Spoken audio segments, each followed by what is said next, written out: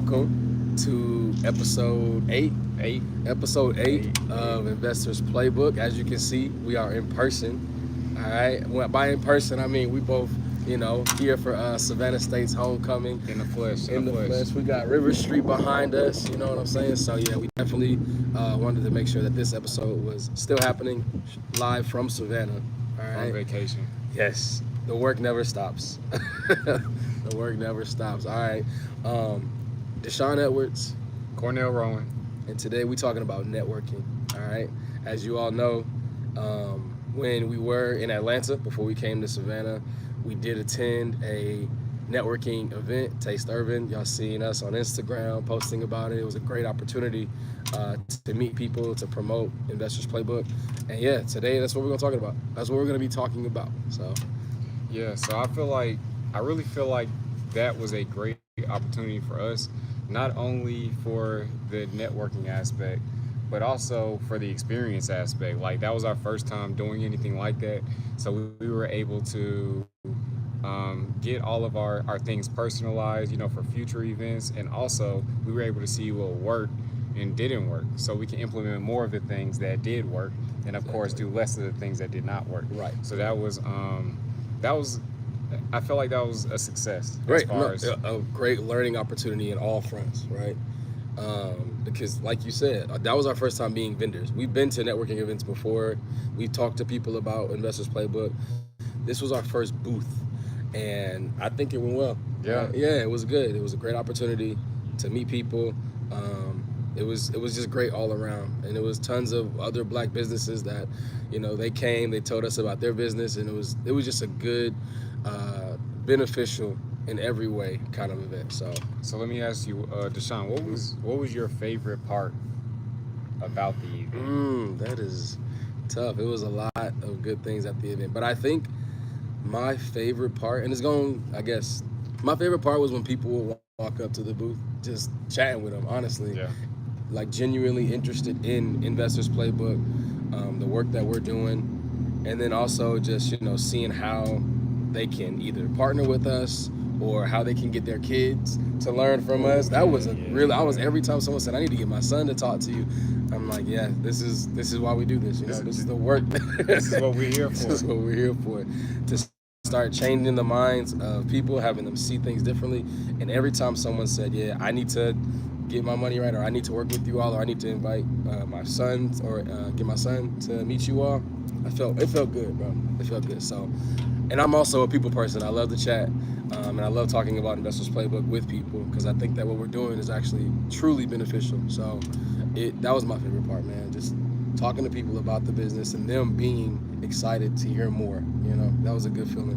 What about you? So before I get into that, I just want to talk about one of the things that I really respect about you, bro. Mm-hmm. Like, even when you're meeting a complete stranger, you take a genuine interest in what they're doing. Oh, yeah. You see what I'm saying? So you make them feel comfortable talking to you. Mm-hmm. And you're able to leverage that network. You're adding them to your network. Yeah. Like, no matter who you meet, even if we're not at a networking event. Mm-hmm. Like, just the other day when we were in an Uber, you're asking this woman who we don't know, who doesn't know us, you're asking her about her whole life. She's telling you her life goals based off of that. It just happened. And even at the tailgate where we found the stockbroker. Yes. Oh. You see what I'm saying? Yeah, so normal people are not, like, it's just kind of like a surface level meeting. Like, hey, what's up? Yeah, you're doing good, cool. Right. But you're digging in. You're like, man, how are you doing? Like, right. what is life up to? You see what I'm saying? Like, you're building that genuine relationship with the person, regardless of how well you know them. Right. I appreciate that, bro, because a lot of times people do keep a lot of things in. You know what I mean? They never have someone to, I'm not going to say dump, but they don't have that outlet or even just that person to bounce ideas off of. So I do love hearing about people's ideas.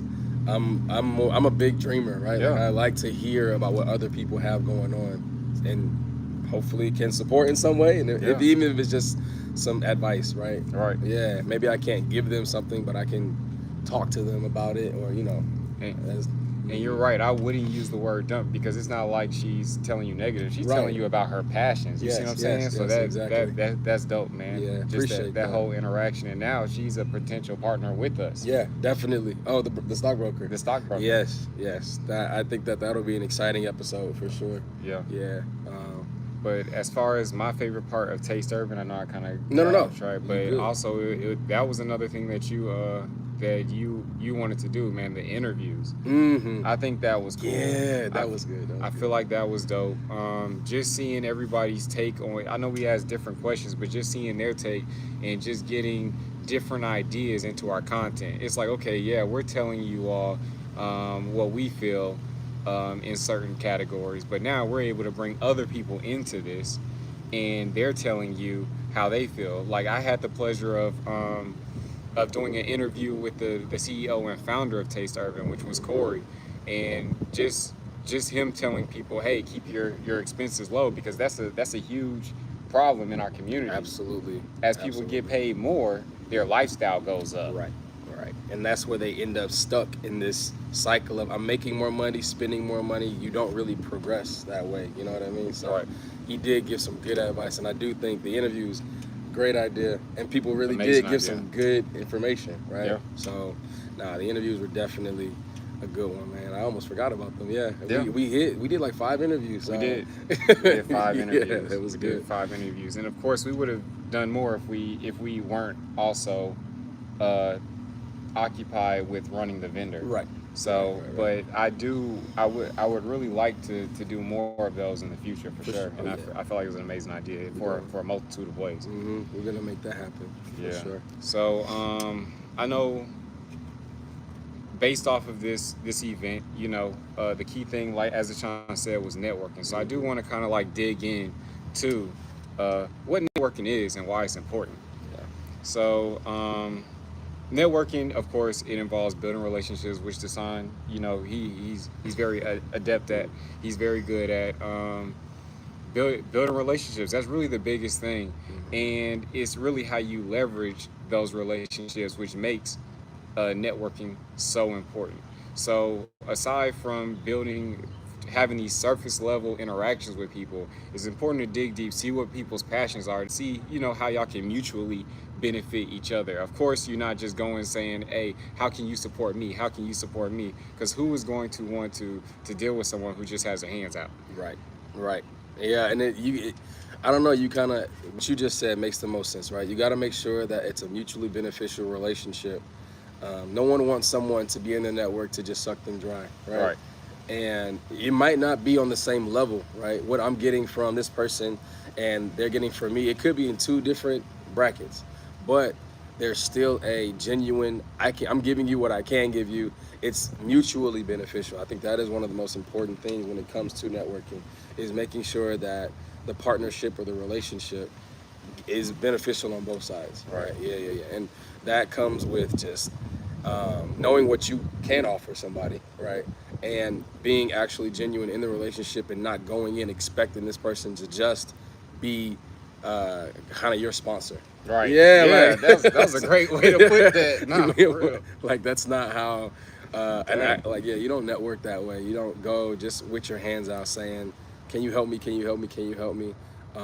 Just come genuinely seeking guidance, help, but then also know that you have something that you can offer too. So have that conversation in the beginning, right?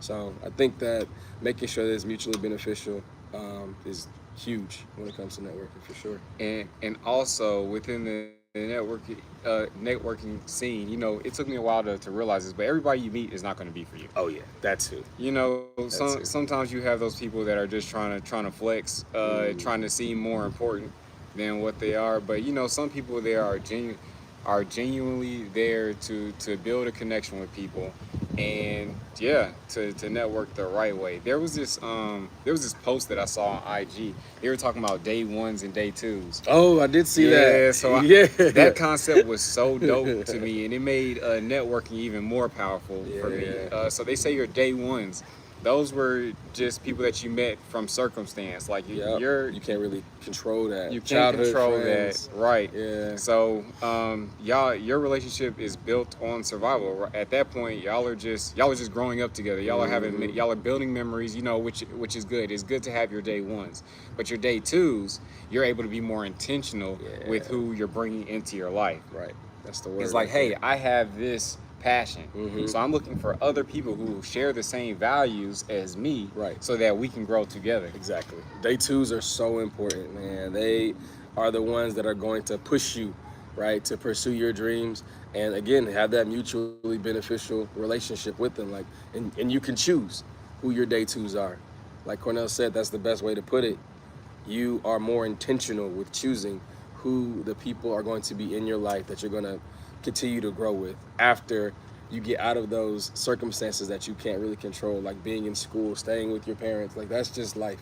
We don't that's what it's going to be, what that is. But then when you start to grow it up, get older, living on your own, that's when you choose who is going to be in your life, who your core friends are going to be. The day twos are important, man. Very Day important. twos are important. Yeah. Man. So, with that, of course, you have to put yourself in the right environments to find these day twos, right? Mhm. Because it's going to be hard to find someone with. I'm not saying that in the club you're not going to find anybody with positive values. I'm just saying that it's easier to do it in places where people are engaging in positive behavior. Right. Yeah. Productive behavior. Exactly. There's not too many people participating in productive behavior in the club. So say like Taste Urban. Taste Urban was a place where everyone in there is either trying to support black-owned businesses or grow their black-owned business. Yes. So in a place like that, you're finding people with similar values to you. Right. Yeah. And also what I've been doing is I'll just get on Eventbrite or Meetup and I'll put in networking. I will go to network events, different ones. They're not all built the same. Some are great, some are a little lack. But I've been positioning myself in these networking environments to meet more people. Of course, I might meet one or two great people for me, because everybody's great, of course, just in different ways. Right. People that match me and my values. I might find one or two every three events. Of course, at every event, you're not going to pull somebody from it, but you can still get your business out there, Right. regardless of who it is. Everyone's a potential customer if you have a small business, right? Potential customer, potential partner, like any of those things too. So yeah, I think one of the things that, and this is just from me attending things like NESB conferences back in the day, one thing that I am learning to get better at is the follow-up. That is always so hard for me. I don't know how many business cards I have that I just never called the person. It's just difficult to, like, you're in the moment. It's like amazing meeting them. The energy is so, positive, especially like at Taste Urban when we're meeting all these people, and they're telling us about all the great things that they have going on. We get their cards, we talk about. We just have to make sure that we do the follow up after. You know what I mean? Yeah, that takes practice. It does. It takes practice. A system. It takes, yeah, exactly. You have to be intentional with it too, and of course that goes on both sides. If you reach out and they aren't as responsive, I mean, cool. But I think that following up that's how you put a bow around the networking, right? Because you can meet each other, have a great conversation, exchange business cards, talk about partnering together, being customers. But if you don't hit that person up after the event is over, it just, the relationship can just kind of go to the ether. It doesn't. You have to you got to water it. You have to water it, bro. Yeah. And You do. you can plant plenty of seeds, but if you don't water them, they'll just stay. You know what I mean? So, yeah, the follow-up, I think, is a huge part of networking. And one of the best ways to do it is to create some kind of system, right? Have some way for that person to now just be latched on to your business and kind of have that conversation consistently going. And that would be our newsletter. Right. Anytime we do meet someone, we get their email address, and they're at least going to get that newsletter once every time we send a newsletter out, right? So if anything, that's gonna happen. That conversation is gonna happen. So right now, that is our system, and as we grow, we'll learn different ways to kind of grow that system, have better ways to keep in touch with people. But no, I think that the follow up is important too. It will be more refined as we get better. Exactly. And man, another thing. So I'm just gonna sidetrack for one thing. Another thing about network etiquette. Man, So let me. There was this one event that I went to, man, and this guy came up to me, and he was like, "Oh, Investors Playbook, that's cool." And then it just instantly hit me. This man's breath. It smelled like It smelled like this man went into the restroom, threw up, and then came out and started talking to me. And I'm just so this whole time, like I'm like a little turned to the side. I'm like, God damn. And I'm talking about this is the longest conversation that I've had at a network event. I'm just like, this man will not stop talking. Excuse my language. I didn't know you were going that direction with it. This man will not stop talking. I'm just not engaging. I'm like, yes. I'm just trying to go. All at you're this thinking point. about is get away from me, man. That is, some people don't realize that is important. You are literally going there to talk to people, pop a mint, eat some gum, brush your teeth, something, man. My thing is, you can't taste that. There's no way you can't taste that. So yeah, I try to have a mint in my mouth when I'm going out, especially like if I'm having a drink at the bar at the network event. You know, most network events they have drinks that you can partake in. Right. So especially with that, you know, no one wants to have beer breath in their face. So I might, you know, I'll pop a peppermint and just talk with the peppermint in my mouth. Right. So man, no, that's that's crazy. That's etiquette period, man. That's just how, like, you know what? Don't walk around with funky breath, bro. But especially when you're going to a place where you're going to be talking to people, right, for extended amounts of time. So yeah, for me, I think one of the things that I like to do when I am talking to someone is eye contact. yes. Yeah. And I guess in your situation, the eye contact is just out the window. Just out the window. But I think that eye contact is a way to show that you are genuinely interested in what they're saying. I think it's important to listen as well and actually take in what they're saying. I would have conversations with people and they are like immediately either answering my question as soon as I say it, and it's like, oh, okay, I don't think you really heard me. Right. You're not really listening to what I'm saying because you are already ready to talk about whatever it is you're talking about, which, I mean, that's cool. But that can be disengaging for me, right? If I'm talking and they just are either railroading the conversation or they are just so enveloped in themselves where it's like, well, I'm like, it doesn't come off as genuine. Right. They're not trying to build a genuine relationship with you. They are talking to you for a pre-existing. Exactly. They already know where they want that to go. Yeah, It's calculated. Right, exactly. And I feel like with the conversation, a networking conversation, it has to build from the words that are being spoken, right? Like I say something, the person thinks about what I say, and then, you know, we have a conversation. But if it's already canned, it's like, okay, So yeah, that's my disengagement, right? Like if I see someone that just either is railroading the conversation or doesn't really know how to, I'm like, all right, it's cool. And those are the shorter conversations, right? So, yeah, I think that, I mean, etiquette is so important, like when it comes to networking. So, I actually have a question for you. Do you know one time or specific situation where networking has done something positive for you in your life? So many situations, but if I can think about one specific one, I'm just gonna talk about Nesby. I think I have a lot of networks, right? I have Omega Sci-Fi, I have National Society of Black Engineers, I have Northrop employees, I have old teachers, Savannah State University. Yeah. It's a lot of different networks out there. So I think with me and the people that I met, just for Nesby, for example, the people that I've met in Nesby have opened up so many opportunities for me. I mean, Northrop is one of them. I got my job at a NESB conference, right? And that came from one of my, see, and this is all like full circle. So one of my pro fights pushed me to go to the conference, right? I guess he inspired me to go. I almost didn't go.